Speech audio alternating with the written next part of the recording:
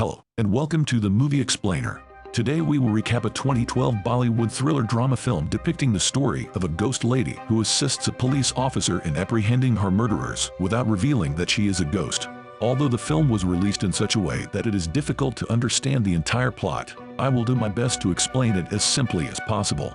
So, without further ado, let us begin the recap.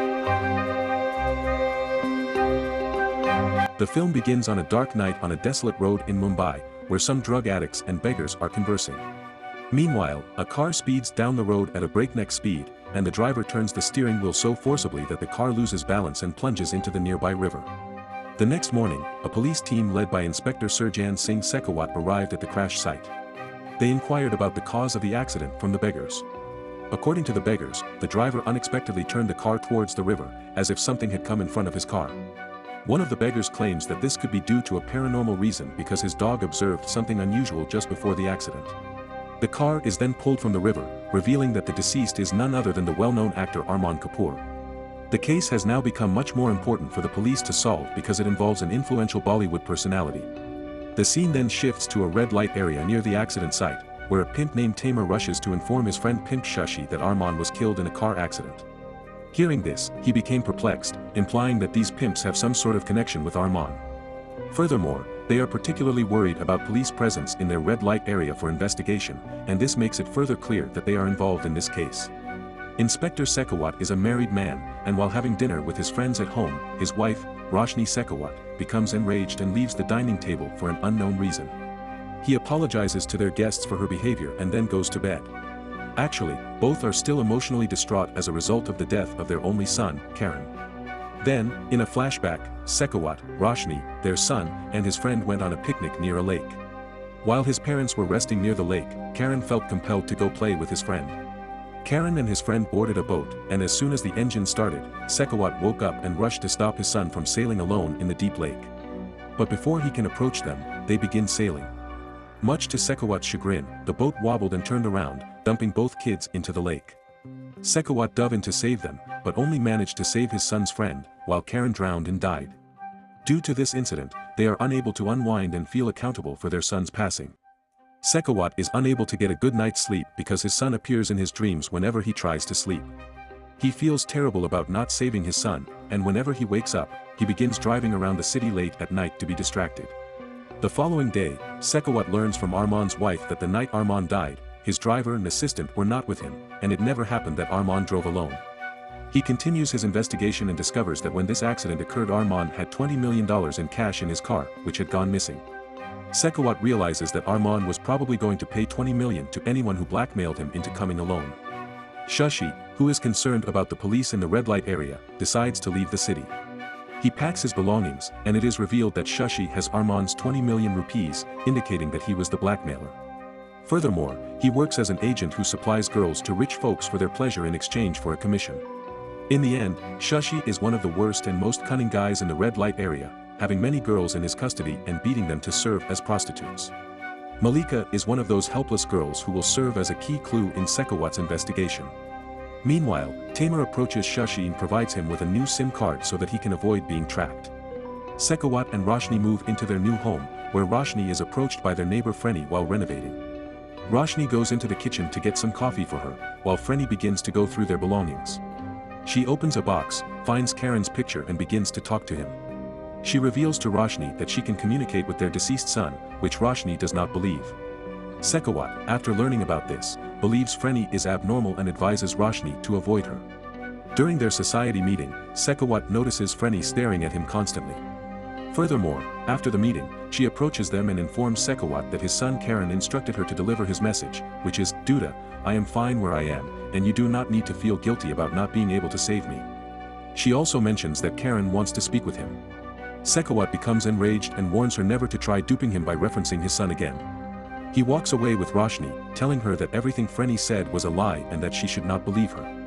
However, Roshni confronts him and claims that whatever Frenny said is true, otherwise, how does she know Karan used to call him Duda?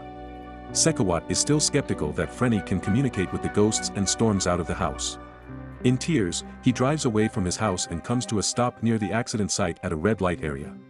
A beautiful prostitute named Rosie approaches him and invites him to have pleasure with her, but he declines.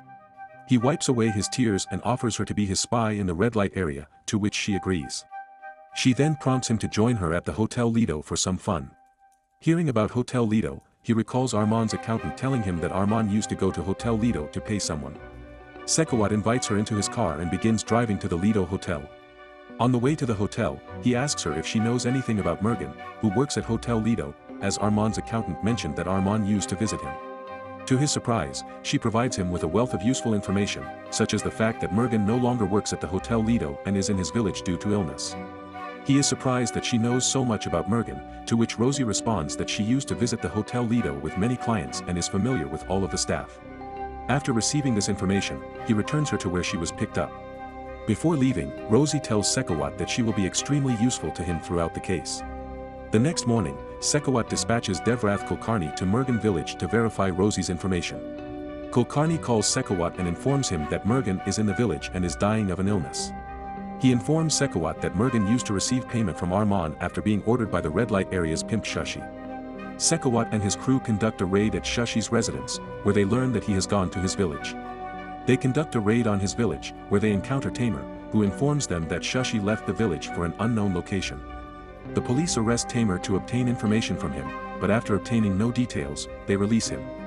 Following his release from police detention, Tamer dials the last number from Shashi's SIM card. Before he can say anything, the person on the other end of the phone misidentifies him as Shashi and requests that he wait for the remaining cash. Tamer becomes money-hungry and continues to call the guy, which enrages him, and he hires someone to kill Shashi. The shooter kills Shashi with a sniper, and the unknown person with whom Tamer was conversing as Shashi is relieved that Shashi is no longer alive. Tamer, on the other hand, continues to blackmail him using Shashi's phone number, leaving him perplexed as to what is going on. While doing house chores, Roshni hears the doorbell but finds no one except a letter. She opens the letter and is shocked to find that it is from Karen. Frenny then approaches her and convinces her that she can communicate with the souls. She adds that their son wishes to speak with them. Roshni joins her in the hope of speaking with her deceased son. Meanwhile, at the police station, Sekawat discovers a clue from last day Rosie's conversation that Shashi might be dead. He directs his crew to search mortuaries for Shashi's body, which they discover in a nearby mortuary. The police conduct an investigation at his home and discover cash there, seeing which Sekawat becomes sure Shashi was the blackmailer. They investigate all pimps and prostitutes associated with Shashi but find nothing solid. Nirmala, a prostitute Tamer has a crush on, informs him that Shashi has died. He rushes to Shashi's house in search of hidden money but finds none. Indeed, he discovers a CD, which, when played, shows Armand Kapoor and his two friends leaving the Hotel Lido with a prostitute.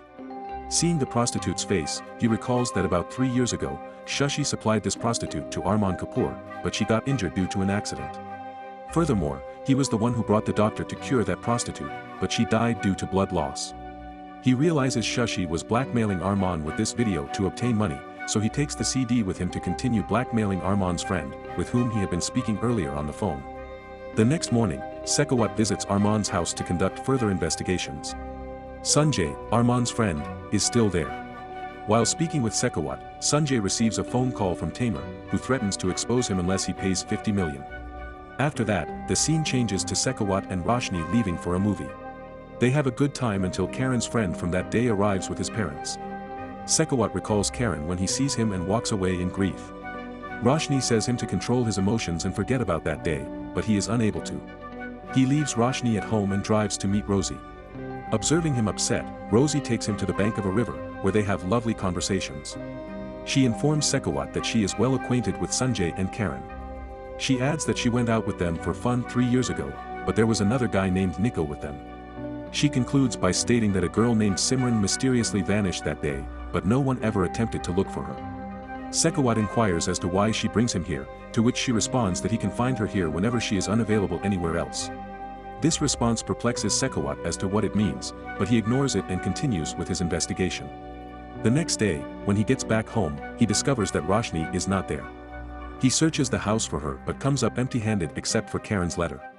He realizes she must be at Frenny's house and goes there. He finds her sitting next to Frenny and forces her to return home, claiming Frenny is a weird woman who can harm her. Roshni, on the other hand, dislikes his conduct and yells at him for being overprotective. Sekawat, heartbroken and depressed, goes to the riverside to meet Rosie. As she claimed, she shows up out of nowhere and takes Sekawat to a hotel room to make him feel better. Sekawat then shows Rosie a photograph of his son and informs her of the incident. Rosie consoles him mentally by complimenting him and Roshni. She urges Sekawat to release Malika from Shashi's boy's claws, to which he agrees and falls asleep. For the first time since Karen's death, he slept soundly all night. The following morning, Sekawat travels to the red light area to free Malika from incarceration, where she is being forced to serve as a prostitute. She transports her to an NGO, where she is free to live her life. She expresses gratitude to Sekawat. Sekawat responds by telling her to thank Rosie, who helped him reach her. She responds that she is unaware of any Rosie. Sekawat is perplexed as to how Rosie knew Malika was incarcerated because she is unfamiliar with her. When Sekawat is about to leave, Malika informs him that Tamer is involved in this case because he invaded their home after Shashi's death and stole something. Meanwhile, Tamer calls Sanjay and threatens to expose him if he doesn't meet him at the railway station with 50 million. He includes Nirmala in his plan by promising to give her a portion of the money they will get. Things go as planned, he receives the money from Sanjay's man, but soon after, they begin pursuing him in order to kill him to avoid being blackmailed again. Tamer manages to swap the money bag for an empty one from Nirmala and instructs her to wait for him. The guys, however, continue chasing him until they reach a deserted building. After a long wait for Tamer, Nirmala boards a train and departs with money. Here, Tamer is brutally beaten by Sanjay's men for money, but he stays silent. Meanwhile, Rosie appears out of nowhere, causing Tamer and Sanjay's men to be perplexed. However, on Sanjay's orders, they shoot Tamer, who falls off the building while saying, "Simran." Police arrive at the crime scene and start the investigation. People near the crime scene tell the cops that Tamer was saying Simran's name before he died. One of the men Sanjay hired to kill Tamer got injured and was apprehended by locals. He is admitted to the hospital. To find out more, Sekawat visits the hospitalized man. Sekawat threatens him with death if he does not reveal the identity of the man who hired him to kill Tamer. Fearful, he tells Sekawat that Sanjay hired him to kill Tamer and Shashi. After a while, Sekawat receives a call from Kulkarni, who informs him that Simran was a prostitute who died 3 years ago. Following this, Sekawat and his police team raid Sanjay's home to arrest him. He admits that he hired the assassin to kill Tamer and Shashi. He reveals that Shashi was blackmailing him by using a video clip he had. Sanjay reveals to Sekawat that about 3 years ago, he, Nikhil, and Arman selected a prostitute named Simran to have fun with her at a bachelor party, but Nikhil began flirting with her in the car. Unexpectedly, the car door opened, and they both fell out and got severely injured. They took Nikhil to a nearby hospital but left Simran half dead on the road to avoid losing their reputation. He then called Shashi, who had provided them with this prostitute, and informed him of the incident. Shashi took her to his home, but she died soon after. He goes on to say that Shashi has a video of Simran leaving the hotel with them and threatens to leak it if they don't give him money. To persuade Sekawat that he is not lying, Sanjay plays the video clip in which a prostitute is accompanying them. Sekawat is shocked when he sees the prostitute's face and claims that she is not Simran but Rosie, who is still alive. Sekawat tells Sanjay that Rosie and Shashi conned him out of money. He concludes by ordering his officers to return to the police station and directing Kulkarni to look for Rosie as soon as possible. After the police have left, Sekawat and Sanjay in a police car start heading to the police station. While en route to the police station, when they arrive at the location of Arman's accident, Sekawat notices Rosie seated in the back seat from the rearview mirror. He is terrified by what he has witnessed and turns around to find no one. When he returns his face to the front, he and Sanjay see Rosie appearing in front of their car out of nowhere. Sekawat turns the steering wheel violently to save her, causing his car to plunge into the river, just like Arman did earlier in the story. Sanjay dies on the spot as a result of the accident, and the car begins to fill with water, which could kill Sekawat as well. However, as usual, Rosie appears in the water to save Sekawat because the car door is jammed. After being rescued, Sekawat is convinced that ghosts and souls exist in the real world and that Rosie, who assisted him throughout this case, was Simran's ghost. Sekawat tells his supervisor the entire story. His supervisor, who does not believe in ghosts, instructs Sekawat to fabricate evidence that Arman's death was accidental and Sanjay jumps into the river to avoid being arrested. Sekawat does so, falsely reporting their deaths. He decides to assist Simran's soul in finding peace.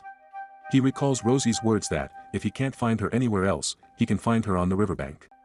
He returns to the location where he used to meet Rosie and begins digging for no apparent reason.